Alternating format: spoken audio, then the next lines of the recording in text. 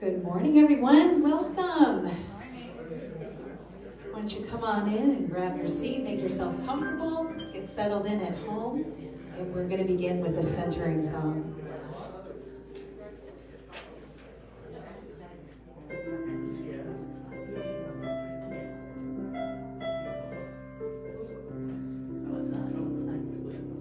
I will surrender to my greatest, highest good. I will release any fear that blocks my way. For every step I take is taken in pure faith. And I am stronger every moment, every day. My mind is willing and my heart is open wide.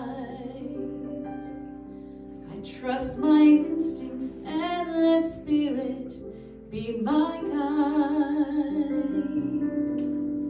I vow to live a life that's real and true and free as I continue walking in this mystery. I will surrender to my greatest, highest good. I will release any fear that blocks my way. For every step I take is taken in for faith. And I am grateful every moment, every day.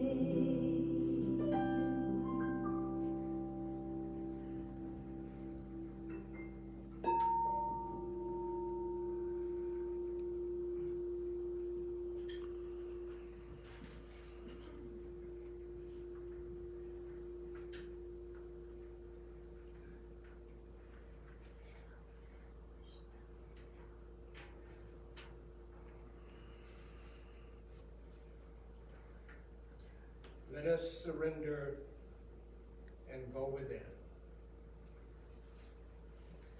where I recognize that divine essence, that infinite power and presence, that divine intelligence, that living spirit that I call God. And I know God as unconditional love for all of creation, as peace and joy and harmony and oneness, wholeness, justice, freedom, happiness, abundance, and so much more. And I know that I am made in the image and likeness of the divine. And so therefore I know that I am endowed with all of those same qualities. And I know that it is those qualities that guide and support me in this life. And so I know that God permeates my entire being, every cell, every atom. And so I know that I can never be alone. I am one with God. And as I know that for myself, I know that for each and every one in the sound of within the sound of my voice and beyond. And so I just bless this day. I'm so grateful to be together in community in this center, celebrating this philosophy that we all love. I'm grateful for Rev Katherine and the words that she shares with us to help us to know this philosophy even better and live it in our daily lives. And so I simply let it be, knowing that it is all good and it's all God. And I simply let it be, and so it is. And can we give some appreciation for our participants today, and let's say good morning to our music team. We've got Mike and Danielle with us today. Alright, well, I'm Rev Katherine Economou, and it's my joy to welcome you here this morning to CSL TV. Whether you're sitting with us in the room or joining us online through our Facebook Live live stream, we are so grateful that you're with us and here to celebrate a great day. We are, this is a really interesting moment in time, and it just keeps coming. And what I'm learning is it just keeps coming for us to allow ourselves to really know that how well we are supported and we are loved. So I have a little quick story for you. We had some rain last week, didn't we? In Southern California, when we have rain, we get really excited about it. It's an exciting event, and we wait for it, and we can't wait for it because we get to turn those sprinklers off on our lawns and our trees, and we just get to welcome in the rain. Well, the Masonic Lodge has been waiting to do their roof for months, and they finally started it last week, the day before the rains came. And when I say the rains came outside and inside and every side we saw. So it was raining in every actual office space in this place last week. And as you can see, we're sitting, and we're so grateful that our offices and the sanctuary, for the most part, got it really light. And so they took care of everything so quickly. It was amazing to watch it. I came in and everything was ripped up and everything was a mess. And then I came in the next day and it was like half put together. And then it was back put together, and I just realized how well supported we are. That because all I kept saying was Sunday, no, Sunday, no, Sunday. We had such a great Sunday last week. We're moving into the spring. We're on a roll. The whole thing is shifting and changing, and then okay. And then this happened, and so I got into a moment where I like to share. I got into a moment where I started to question, right? When I started to say, what's going to happen with this? And I said, can you listen to yourself for a minute? Can you just listen to yourself for a minute? And I paused, and I prayed, and I knew the truth, and I said, no, God's got this. God's got our backs. We're going to be fine. And I drove into the center, and I walked around like this, look. I never realized, there was a huge hole in the ceiling, and there's no huge hole in the ceiling. And so we get to be together and celebrate today. And so let's celebrate that we get to be together. And so I just want to, again, welcome you. If you may be new or coming early for the first couple of times, I want to make sure that you sign our guest book. We do send out an email each week talking about what's happening at the center, and that's a great way to stay connected. We're setting up some more classes that are coming in the spring and some events and things, and we want to make sure that everybody's informed. So be sure, if you're not getting our weekly email, let us know and sign up in our guest book. And we're just so grateful that you're with us. I believe we've started to bring back our food after service. And so we are so excited. That was one of the things, one of my colleagues back years and years ago used to say that food is glue, right? And what it does is it bonds community. And it was one of the things that we loved that we used to do in the before times. And we're starting to be able to bring it back. So I'm going to encourage everybody to head to the social hall after service and just let's see how we can start to deepen our relationships once again, after having been 6 to 100 feet apart for so long. Let's get back together in consciousness and in our hearts, and now around those great round tables in the social hall. So we invite you to join us after service. But we have service to do first, so I think we are ready for a congregational song. All right, everyone. We're going to sing Stayed on Spirit this morning. So if you would, stand up and join me if you're comfortable doing that. Let's sing together, clap our hands together, have fun. Well, I woke up this morning with my mind stayed on spirit. I woke up this morning with my mind stayed on spirit.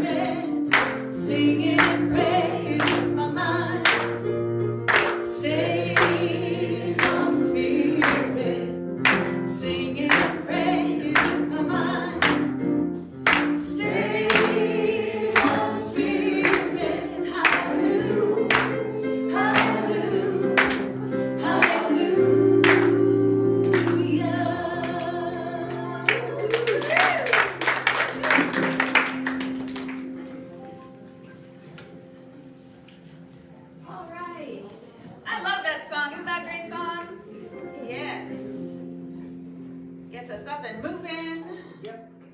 Beautiful. All right, so this is our moment of gratitude. And for our moment of gratitude today, we've been marking Black History Month in a couple of different ways. We've been working it through our music, honoring it and celebrating it through the music this month a little bit, and in different various ways. I want to just thank our board president and practitioner, Pat Clark, who is also one of the leads of our Diversity and Inclusion Committee. She's been posting such amazing things on our Facebook in honor of Black History Month. And so it's in our Facebook group. And I just want to thank her because she's so many beautiful, interesting stories. And I encourage you, if you haven't noticed them, to take a look. And can we just give some love to Pat? She's been doing a lot. She does a lot around here. All right, so today for our moment of gratitude, I'm going to share a story that was inspiring to me this week in honor of Black History Month. Anybody watching the Olympics? Are we in it? Are you watching it? Oh my goodness, it's been very fun and not so fun sometimes, but we're going to the fun part of it here. So, let's see. Historic bronze makes Alana Myers-Taylor most decorated Black athlete in Winter Olympics history. I love this woman. All right, so Alana Myers-Taylor raced into the Olympic record book Saturday in Beijing, teaming with U.S. teammate and brakewoman Sylvia Hoffman to capture a bronze medal in the two-woman bobsled event. By earning her fifth Olympic medal, Myers-Taylor became the most decorated Black athlete in Winter Olympics history. It's so crazy to hear that stat and to know that I'm part of a legacy that's bigger than me, said the 37-year-old Myers-Taylor. We want everybody to come out regardless of the color of your skin. We want winter sports to be for everyone, regardless of race, regardless of socioeconomic class. I think the more diversity we have, the stronger our sport can be. So hopefully this is just a start of more and more people coming out and trying winter sports. Myers-Taylor now stands as the most decorated woman bobsledder in the sport's history, and she's the first U.S. athlete outside of ice hockey to win a medal in the same event at 4 consecutive Olympic Winter Games. The bronze medal win also made her the second U.S. woman to win at least 5 Winter Olympic medals after speed skater Bonnie Blair, who got 5 gold and 1 bronze. This bronze marked the 4th Olympic medal in the two-woman bobsled event for Myers-Taylor, who claimed bronze in 2010 and silvers in 2014 and 2018. The Georgia native already claimed a silver in the women's monobob earlier in the games. There's a lot of people that came before me. Vanetta Flowers, the two-woman bobsled gold in 2002, is the real reason I'm here, and speed skater Shani Davis and even Erin Jackson, said Myers-Taylor, who was also quick to give credit to Hoffman as well. It's just been such a long legacy of Black athletes at the Winter Olympics, and hopefully it just continues. Myers-Taylor punched her fist in the air as she reached the finish line after her final run, and she hinted at retirement after Beijing in her post-competition interview. I'm going to take some time to really think about this, said Myers-Taylor, who shares 2-year-old son Nico with husband and fellow U.S. bobsled athlete Nick Taylor. It's going to be really hard to top this Olympics. I still love driving a bobsled. I've still got the legs for it, but as far as the Olympic Games, it's too early to tell, but we'll see what happens. She got some unfinished business to attend to first. After testing positive for COVID-19 shortly after her arrival in China and missing out on opening ceremony, where she was selected as one of the U.S. flag bearers, she was selected to lead Team USA into the closing ceremony as a flag bearer as well. I can't even put into words what that means to me, and I can't wait to get out there and experience it for my country. And so, a little bit of love for Alana Myers-Taylor there. And so the moment of gratitude today, I'd like for us to just pause and close our eyes and go within. And just let's express some gratitude for that long legacy of those who did not take no for an answer. For those who did not allow outside ideas of what's appropriate or if they belong in any one sport to stop them from going forward with their dreams. To have a drive that sends you to the Olympics is something that is undeniable, and it lives within them. and they did not let anything get in their way. So this long line of athletes who were breaking the ceilings and opening the doors led to this moment to once again celebrate an athlete, and let's have a moment for the next one who will break this record. And the one after that. And the one after that. And so just know that everything is possible in the divine life. And as we connect with that fire, that passion within ourselves, we allow that which inspires us to move us forward and not allow anything to get in our way. To know that we belong and we have come to express our truth in whatever realm, in whatever way we are called. And so just one more deep breath of gratitude for life itself and God in action. I invite you to come on back. And so I'll have Don share a reading with us.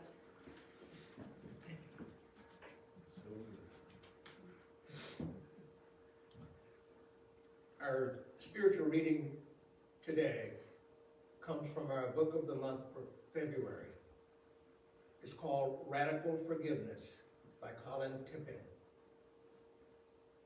What we might learn from observing life is that things are not always what they seem. What appears to be cruel and nasty behavior on somebody's part might be exactly what we need and have indeed called forth. Situations that appear to be the worst that could possibly befall us may hold the key to our healing something deep within us that keeps us from being happy and prevents our growth. The people who seem to us to be the most troublesome and the least likable may therefore be our greatest teachers. What we think they do to us, they actually do for us. If I am right about this, then it follows that whatever appears to be happening is seldom what is truly occurring. Beneath the apparent circumstances of every situation exists a wholly different reality. A different world altogether. A world that we are not privy to, except for the occasional glimpse. When we shift our perspective to this possibility, we become open to the idea that nothing wrong took place, and that in fact, there was nothing to forgive. This is precisely the notion that defines radical forgiveness. And so it is. All right, everyone. The song that I've chosen today in honor of Black History Month is called People Get Ready. This was written in 1965 by Curtis Mayfield, and it was adapted by Martin Luther King as the unofficial anthem of the civil rights movement, and he would often use it to get people marching or to calm and comfort them.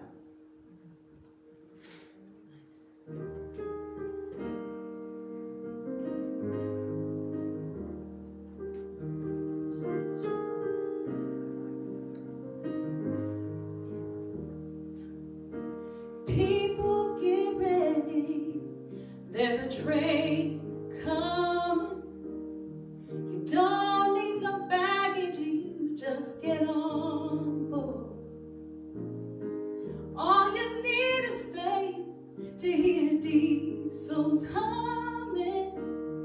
You don't need no ticket, you just thank the Lord. Yeah, yeah, yeah.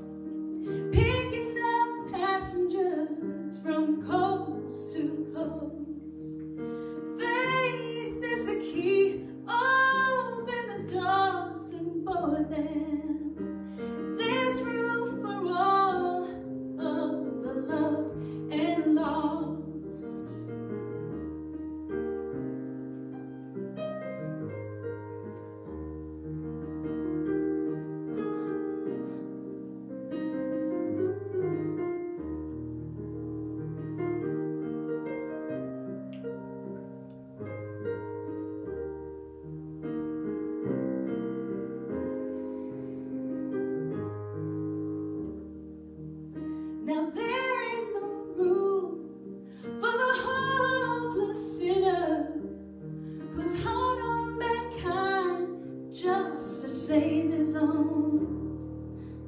Have pity on those whose chances are thinner, 'cause there's no hiding place from the kingdom's throne.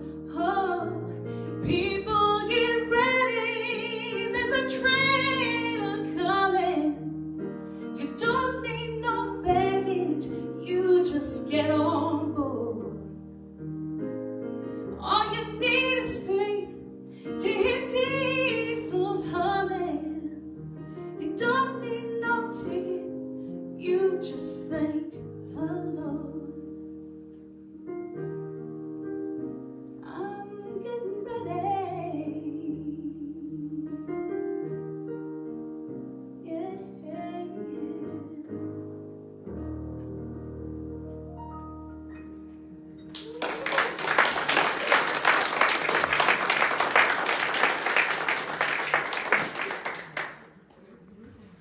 Thank you, that was beautiful.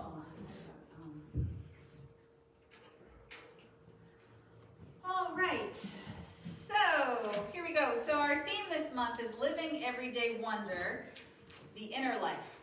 All right, and so as we're focusing on finding awe and wonder in each day of the year, we're starting by looking within and aligning to the inner landscape of our spiritual journey. And we know that it's our inner state that really determines how we experience our lives. It's how we align to it, and it always begins from the inside out. It always starts with our inner life. So we've talked about how we're part of the divine presence, and that there's no real separation between us and God, the fullness of God, wherever any of God is, all of God is, and so we have that available to us. We are not as embodied as the Christ, but we're moving in that direction of accepting and welcoming more of the divine as ourselves. We've also talked about how if we pause, when something happens, we need to pause and kind of just be with it, to go back to see what the real cause is and to see what the root of the issue is. And when we find that, then we can move forward in a new way. And so today I'm talking about one of the most powerful tools in our spiritual toolbox that allows us to cultivate deep peace and happiness and freedom in our lives. And of course, that's the practice of forgiveness. And so my talk today is Forgive to Live. And so what I want us to do is everybody take a deep breath with me. Ready? Together, ready? And let that all out. We're going to do that again. Because you know what? Forgiveness doesn't have to be a heavy, hard topic. It doesn't have to be such a serious, hard thing to talk about. But still we have that reaction, yes? When I said forgiveness, did anybody go, oh, yay! We're going to talk about forgiveness today. Yeah, no, I didn't think so. But the idea of it is we carry it so heavy, like I should forgive for the hard things, you know?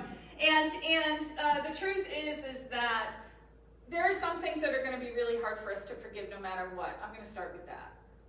That there are some things, and especially when it's fresh, when something is fresh and you've been hurt or something's happened to you, and you know, it's not an easy thing to say, okay, I'll just forgive it, you know, and move on. That's not the moment to forgive when you're still in the pain of it. We have to acknowledge our experiences. We need to acknowledge our emotions. We can't just say, okay, everything's all great and it's all fine and it's so great, thanks, okay.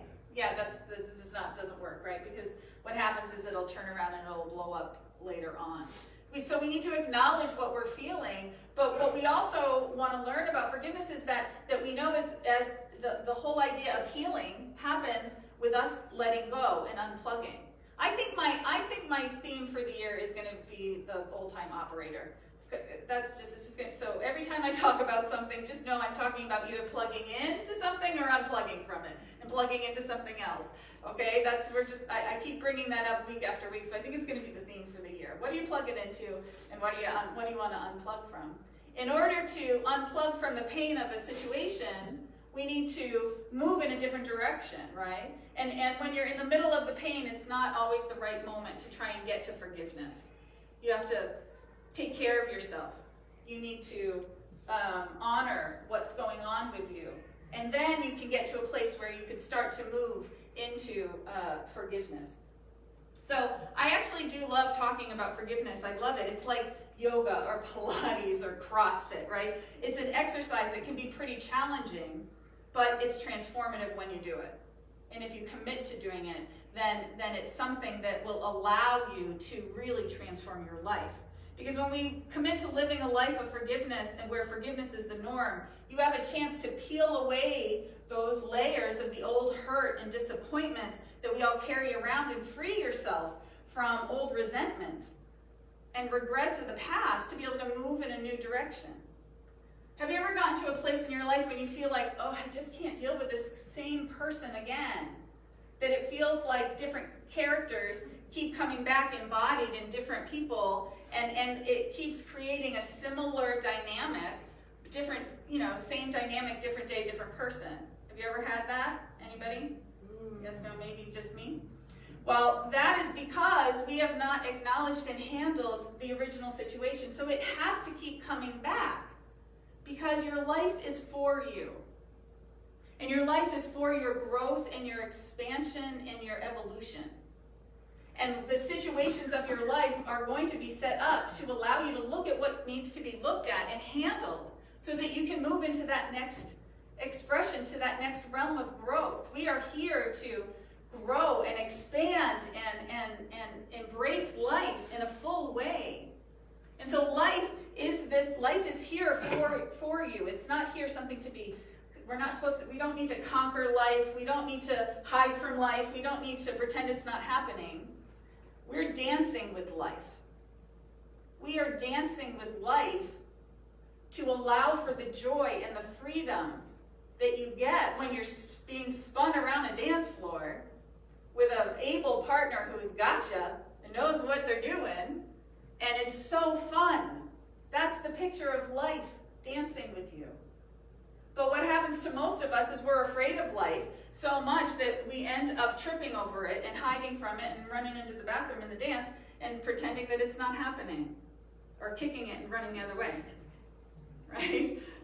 Or I don't know what we do to life, but we're not dancing with it. We're avoiding it is what we're doing. Or we're allowing it to affect us in a way that throws us off.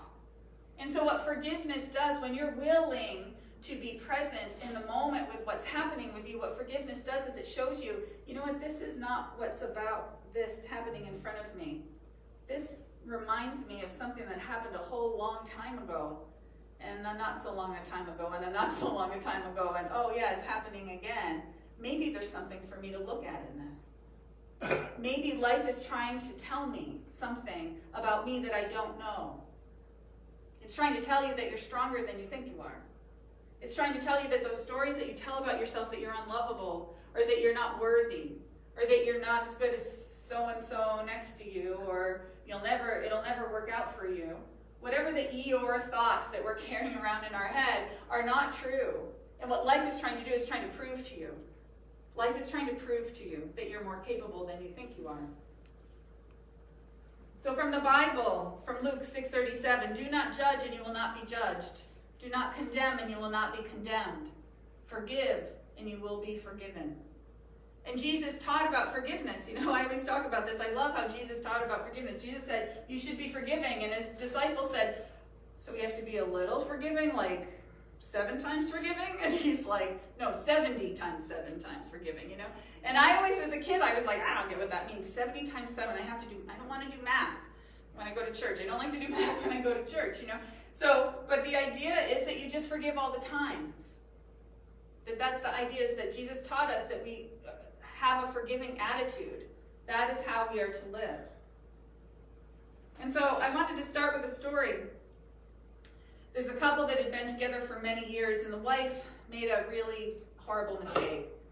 But you know what? She took responsibility for the mistake, and she apologized, and she and her husband reconciled and made up. However, from time to time, the husband would mention what she had done. Time and time and time again. And finally, the wife, having been fed up with this, said, honey, why do you keep bringing it up? We said we were past this. You said you were past this. I thought we were going to put it out of our minds. I thought your policy was to forgive and forget. It is, said the husband. I just don't want you to forget that I've forgiven and forgotten.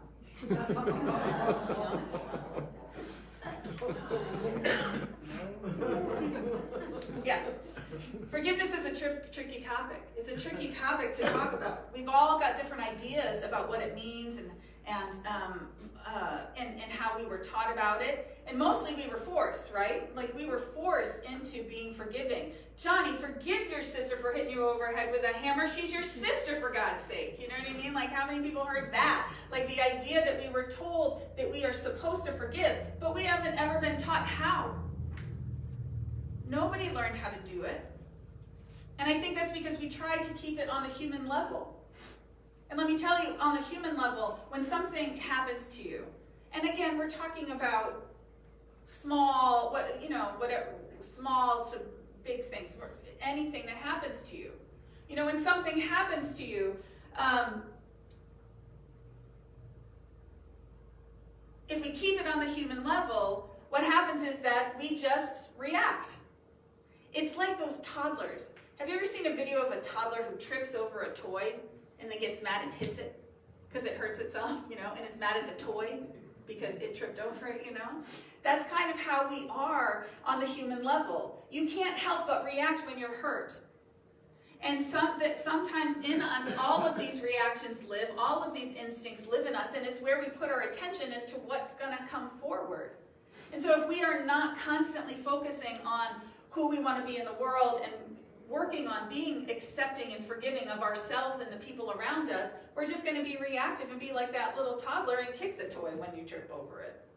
So we react in kind to something that happens to us. And I don't think I need to point it out, but you can see that just builds on itself, right? Then there's a reaction to that comes back at us, and then it gets worse, and it gets worse, and it gets worse, and all of a sudden, either what happens is you split apart. You leave the relationship and you go in a different direction and say, okay, I'm done with that. And you walk over here, but guess what's going to happen when you walk over here? Without acknowledging and dealing with the situation, you're going to recreate it again in the same way.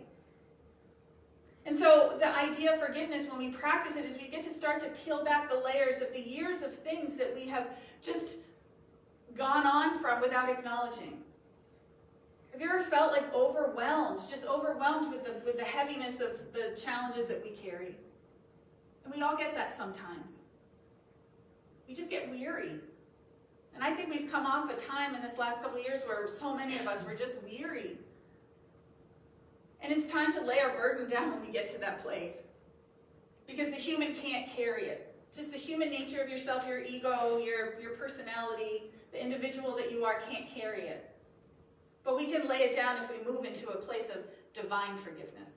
If we move into an understanding that we have to welcome God into the experience, the greater power, the higher power, the love, the universe, the spirit, whatever you want to call it, we have to welcome it in and surrender to it. That's the power of the 12-step program, and it's the power of living a spiritual life, is acknowledging that there's a higher power and surrendering to the higher nature of it. So the premise is this. So each of us, as human beings, are in a process of transformation and undergo experiences that help us evolve. That's what we're here in this life to do, to evolve and to grow. The people who are a part of our life play a part in that evolution. They have come into our lives to help us grow, to help us become aware of parts of ourselves that we may not see or realize are there. So others do nothing more than point out our wounds. It's a divine appointment. So we live in this beautiful matrix where my need to grow and evolve fits with your need to grow and evolve. So we call each other into life. And my need bumps up against your need, and blam, something happens. But the question is, how do we handle it after that? When that thing happens, what do we do next? If we stay in that idea of victim consciousness, you did this to me, you were wrong, this hurts, and that's it, right? the energy stops. And we carry that wound. And maybe we try to say, I've forgiven them, I'm going forward, it's all fine. And then we stuff it, and we move on. Well, sooner or later, this thing is going to explode because it cannot stay stuffed forever. It reminds me of a story from Ram Dass about heaven and hell. And he tells a story about a burly, rough samurai who went to see a monk of a small stature. "Monk," he said to him, in the tone of voice of one who is accustomed to being instantly obeyed, "teach me something about heaven and hell." The monk looked at this mighty warrior and replied with utmost disdain, "Teach you something about heaven and hell? I couldn't teach you anything.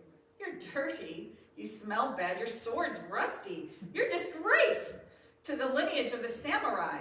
Get out of here. I can't stand you." And the samurai became so enraged, he trembled and his face got all red. Mute with anger, he drew his sword and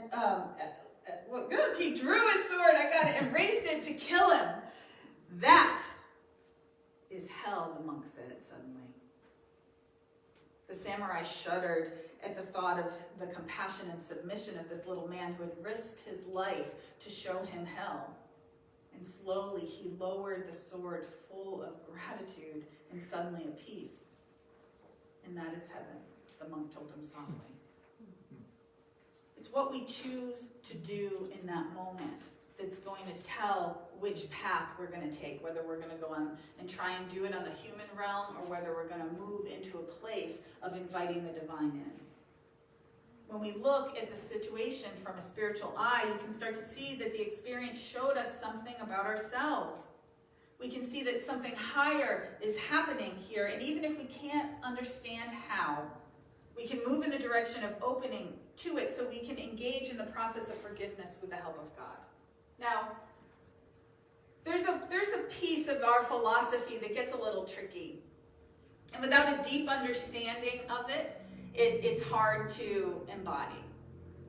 And one of the things that I'm talking about is the idea that we call in all the experiences of our life, that we are responsible for every experience that we have.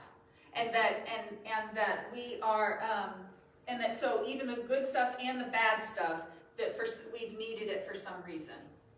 Now, that is a very superficial understanding of the concept, and I'm going to say it right here and now. Do we have a part to play in everything that happens in our lives? Yes, we do. But am I going to say to the person who is victimized that is true? I'm not. Because it's so much more complex and deeper than that. We do have a part to play, but it's not just a this and that kind of situation. We contribute with the bigger part of ourselves, with what's happening in our lives, with all the choices we've made that have set us up in a situation and to be put into an experience.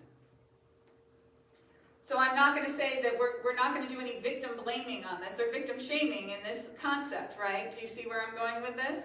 Please give me a nod if you're following me. Because what I don't want you to walk around and start to blame yourself and shame yourself and put yourself down and say, look, these bad things in my life, I called them in, I deserved it. Because it's going to just put you back into a hole where you're not seeing your true nature. The idea of this is that you have come into this life to experience an adventure for your soul. And it's a full adventure. And there are situations that happen that push us, that challenge us, that pull us into different realms. But what I want to remind you is that you have a resource and a support that's so much greater than you think you do, that you can handle some of those more difficult challenges. You do have the capability of learning that you're stronger than you thought you were, and you could handle some of these things. But in a situation where the trauma is up, where the difficulty is right present for us, that's not the time to say, look what this did for you. That's not the moment to figure it out. Later on, when we've done some healing, when we've done some emotional release work, when we've done some calming and some compassion and some caring for ourselves, then maybe you can look back at a challenge and say, and look back at a trauma and say, I see how this helped me. It wasn't easy. Didn't make sense. I wish I didn't have to go through it. Let me tell you, I've got a couple of those. But I also know that some of those traumas really helped me step into the fullness of who I've come here to be. And so we want to be compassionate and careful with ourselves. And we want to allow ourselves to know that we are supported by life. That life is coming forward to help you to grow, to help you to expand. Ernest Holmes, the founder of religious science, says that divine forgiveness is always within reach. What a great burden of personal responsibility disappears when we understand that the eternal mind holds nothing against anyone. God does not condemn. God doesn't hold anything against you. God is not sitting up there keeping score. You're doing that. You are the one who's keeping score on yourself. And so when you think that you've done something wrong and you've not taken responsibility for it, you're the one who's going to punish yourself for it because you think you deserve it. It's not coming from God. When we authentically take responsibility and apologize from our hearts, the universe allows it and closes the books on it and says it's done. You don't need to continue to beat yourself up for it. And I've known people who've done it over and over and over for years and years and years, and I really want you to lay a burden down. It's over. You've done your best to make it right. You don't need to beat yourself up anymore about it. That is self-forgiveness. And realizing that we were part of that, remember, we're part of that matrix. And so whatever it is, that the part that we played in it, we were supporting the other person too. I'm not saying it makes it okay. It doesn't make I'm not making an excuse. There's always an effect to every cause. There's always a reaction to every action and every choice. But when we participate in forgiveness for ourselves and for others, it's a sacred act that allows us to connect with our source in an ongoing way. Dick Tibbets in Forgive to Live says, can a wrong committed against you ever be right? Of course not. Wrong is wrong even when it's forgiven. Forgiveness never makes a wrong act right, nor does forgiveness condone or excuse the wrong act. Forgiveness defines who you are. It does not redefine the other's wrongful act as right. It defines you as no longer being, allowing yourself to be affected by an event that happened in the past. It allows you to unplug yourself from that past event and come on forward to the present moment.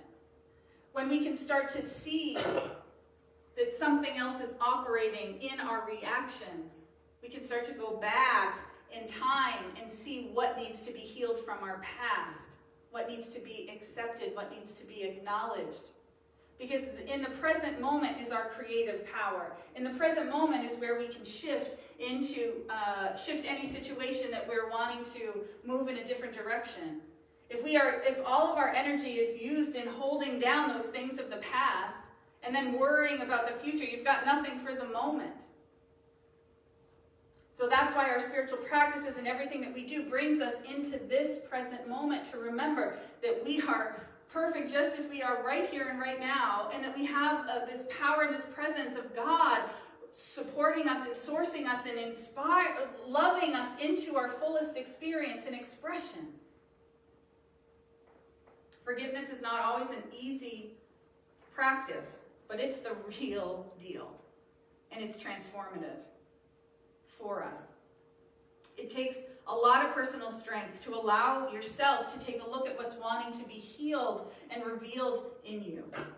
When you can be brave enough and undefended enough to face what's before us, something magical happens. We see that the ideas we held about ourselves begin to dissolve. You're not stupid, you're not inadequate, you're not unlovable or unworthy, or the myriad of things that we think about ourselves. What we realize is that we are on a path of discovery in life itself, and it's operating for our growth. This is God in action, and life is here for you. And so can we take those walls down that keep us apart from life and from one another, and act from that place in our hearts Last week I talked about figuring out who you really want to be in the world and how you want to show up. And my guess is that for the majority of us, we want to show up as a loving, compassionate, supportive person to everyone in our sphere. And the way that we get to that, we build a bridge of forgiveness. And so in this week, let us start to look with a new spiritual eye at ourselves first, to forgive ourselves for those things that we judge ourselves harshly for, and then move out in spheres to those around us, letting go of those things of the past, because let me tell you, it feels so good to put that burden down. Hand it over to the divine and invite that divine support. God, help me forgive for this, because I don't know how to do it. That's a powerful prayer, and I encourage us all, each and every day, to find a way to do it, because as forgiveness is a spiritual practice, will transform your life, and so it is. So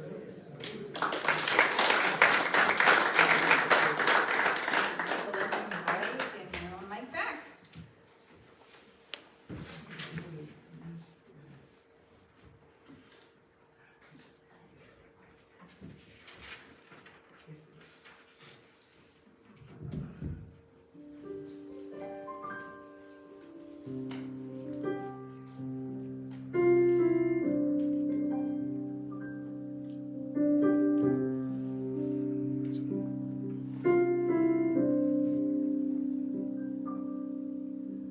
Amazing grace, how sweet the sound that saved a wretch like me.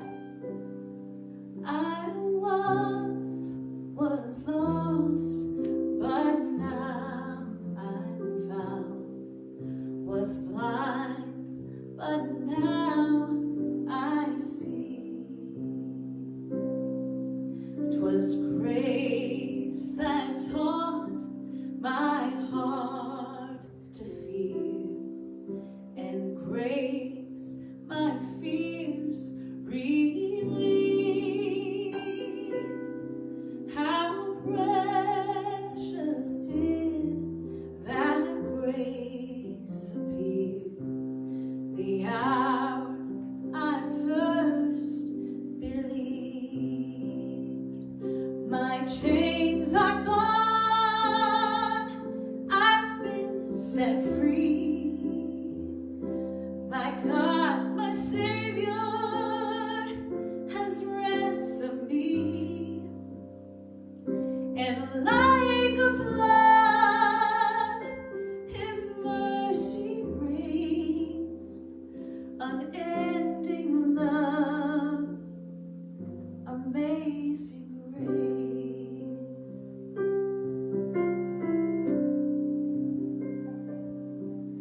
The Lord has promised good to me.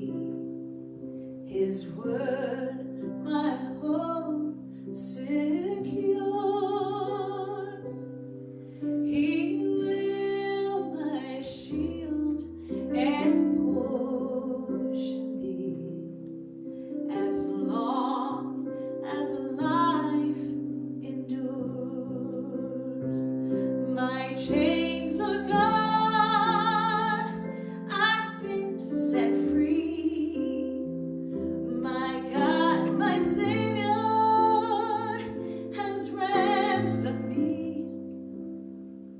And like a flood, His mercy reigns, unending love, amazing grace. My chains are gone, I've been set free. My God, my Savior, has ransomed me. And like a flood, His mercy reigns, unending love, amazing grace. The earth shall soon dissolve like snow.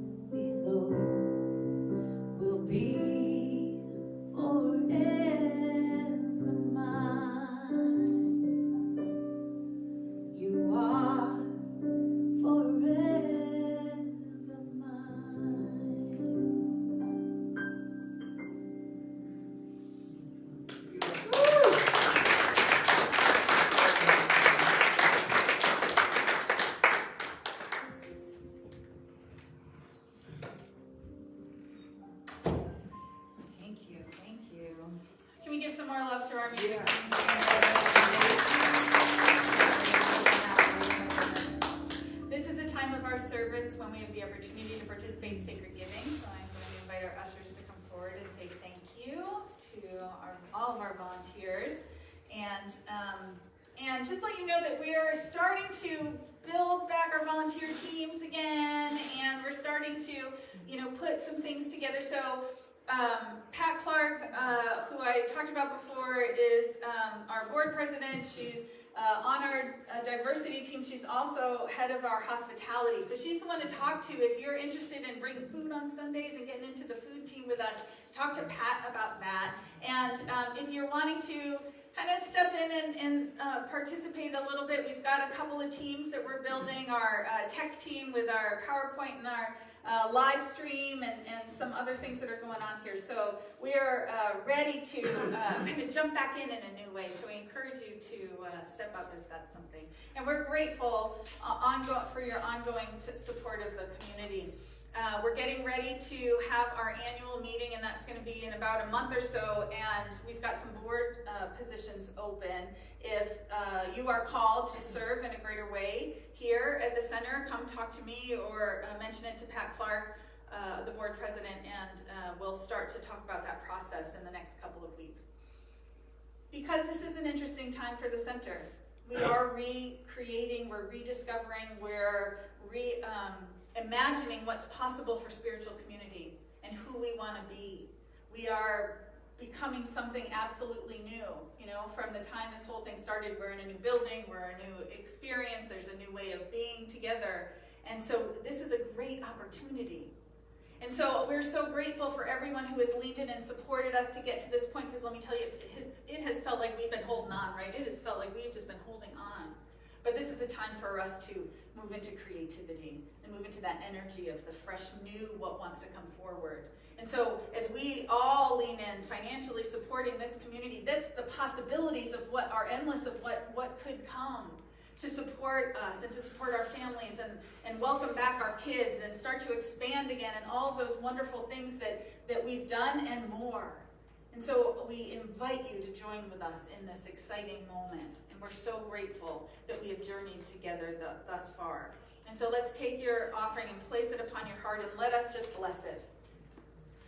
Just knowing that this is a divine moment in time, allowing for that infinite support of God to flow to us, through us, and as us in all different ways. Allowing us to be sourced and supported from on high by this divine truth of life. And so this offering goes forth to seed what we want to see grow. That light of love, compassion, and peace in this world at this time. And CSL TV stands here as a beacon of light, shining out, calling forth to all those who are ready to take that next step in freedom of the soul, of allowing for the joy of life to be the truth of our experience, and knowing so well that abundant nature of life. And so we bless this, we give thanks for it, know that it goes forth to multiply and to expand and support this divine idea of CSL TV in the world. And with a grateful heart, I give thanks for it and allow it to be. And so it is. And so it is. And so let us together say the affirmation of abundance. Divine love through me blesses and multiplies all that I am, all that I give, and all that I receive. I am prosperous now.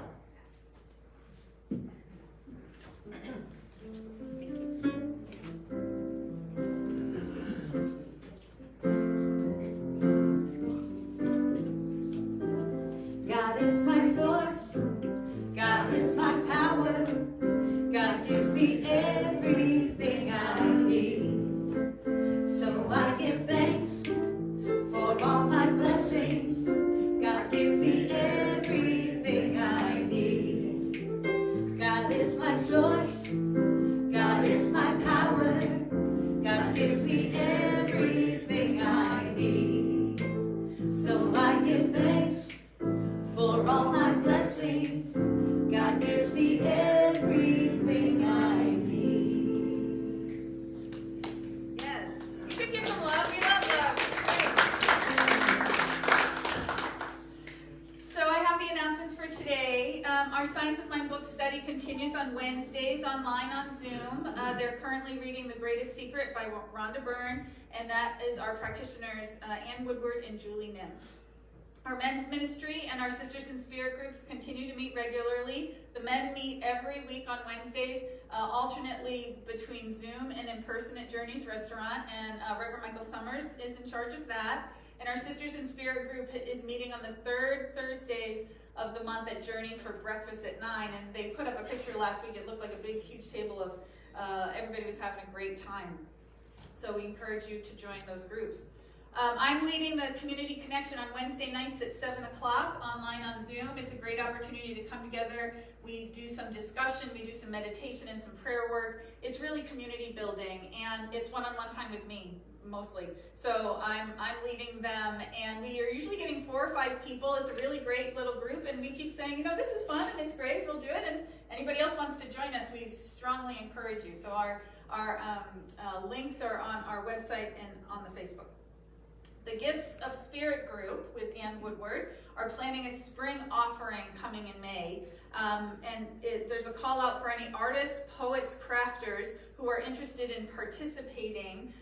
You want to contact Ann, and we're going to keep you posted as we figure out dates and what that looks like. I think they're thinking about having a little bit of a bazaar kind of thing after service on the breezeway, where people display their artwork and share their gifts, and maybe some poetry and some music and things, offerings interspersed in the event after service. So we're looking at that for May. So if you want to participate in that, you want to contact Ann. I am still leading every morning at 7:30 a.m. I'm leading the Cultivating Abundance process. We are doing the Abundance book, and so we are just about 30 days into a 40-day process, but there's a chance we might do a second round of it. I'm not 100% sure if we'll do a whole 40, but I've been getting up, and anybody who knows me, I'm not a morning person, so for me to get up and be on Zoom, camera ready at 7:30 is huge, and by camera ready, I mean I've actually brushed my hair. I have put makeup on, so that's been happening every day. It's really, and so we're meeting Monday through Friday. We're doing every day, but we meet together Monday through Friday at 7:30 for 15 minutes of a meditation. It's every day there's an affirmation for your abundance, and we do a 15-minute meditation on it, and it starts the day in such a great way. We're having a lot of fun with it, so I encourage you, if you'd like to join us through this end of this session, and again, I'm thinking about extending the session to another, and we'll see. Email me at revkatherine@csltv.org, and my email's all over the website. And we just want to say a big thank you to everyone who donated for our Super Bowl food donation program. Reverend Michael took over a big carload of over 300 cans, 350 cans to the Community Mission of Hope. So we are so grateful for everyone that we did a great job in supporting. January and February are the low months in food banks, and so we gave a little boost there at the end of that month there. So I'm so grateful if you brought in soup, and so let's just give a little round of applause for everyone. Okay, so with that, I want to remind you that our practitioners are available for you. Our practitioners are here to pray with you and to support you. And when things are coming up in your life, please reach out. All of their phone numbers are on the website, their emails. You could reach out to them and ask for an individual prayer or a session, and they're available after service on the breezeway. I never want anyone to leave here with something heavy in your heart or your mind or going on in your life without a prayer. It makes a difference.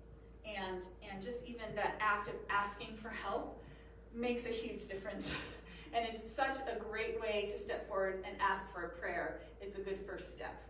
We also have our prayer request slips in the back, and you can fill one out and get into the prayer request box, and they get emailed out to the whole team. We'll hold you in prayer for a week on a situation. We just want to let you know that we're here for you. And we know that this is a rough time. There's a lot of different things that are happening, and just the stress level is so different now, so that even when the normal things that we can handle come up, sometimes it just puts us off in a new way. And so care for yourself by asking for help, and just knowing that we hold you in prayer and in light in this time. And so we're gonna move into a time of prayer. So I'm gonna invite you to just take a breath and center where you are. Let us move into this space of the heart. Just remembering God in, through, and as all things. Knowing that God is here in this moment, in this word, in its fullness, in its wholeness, in its power, and its presence. For there is one creator, one life, one light, revealed in all and as all, and we are each a part of it. I know that God is the divine life I am living, as it is the life that each and every person within the sound of my voice is expressing and living here and now. And that divine light, that divine love that is spirit, guides and supports us in being present in the moment to create the magnificent experience of life. As we breathe in this moment, I know that we can release the past. We can move into a place of allowing that which has happened to have happened for our good. And if in no other way other than saying that in this moment we are awake and alive to the fact that something greater is operating as our lives. And that is the love of God that has supported us in getting to this moment, no matter what our experience has been. And that love will continue to guide, to continue to support, continue to source each and every one of us as we step forward, claiming our birthright, claiming our divinity, allowing Spirit to move us in the direction of the fullness and the wholeness and the magnificence of life that is just waiting right there for us. And so I bless this unfoldment. I call in the grace of God, bringing comfort to us in it, and allowing the joy of life to call us forward. Because how much joy there is in freely expressing ourselves, fully living the joys and delights of our hearts, and being that presence of love for ourselves, for our beloveds, and out in the world. So I bless this day and call it a day of light and a day of joy. And as I surrender my word, I surrender any doubt or fear, knowing the powerful presence of God is right here and right now. And with my heart overflowing with love, I simply allow it to be. And so it is. There was a time in my life I thought I had to do it all for myself. I didn't know the grace of God was sufficient. I didn't know the love of God was at hand. But now I can say, if you are discouraged, struggling just to make it through another day, you've got to let it go. And this is what you have to say. I release and I let go. I let the Spirit run my life, and my heart is open wide. Yes, I'm only here for God. No more struggle, no more strife. With my faith I see the light. I am free in the Spirit. Yes, I'm only here for God. Said I release and I let go. I let the Spirit run my life, and my heart is open wide. Yes, I'm only here for God. No more struggle, no more strife. With my faith I see the light. I am free in the Spirit. Yes, I'm only here for God. And as we step forward in this week, allowing God to move as our lives, let us forgive to live. And so it is.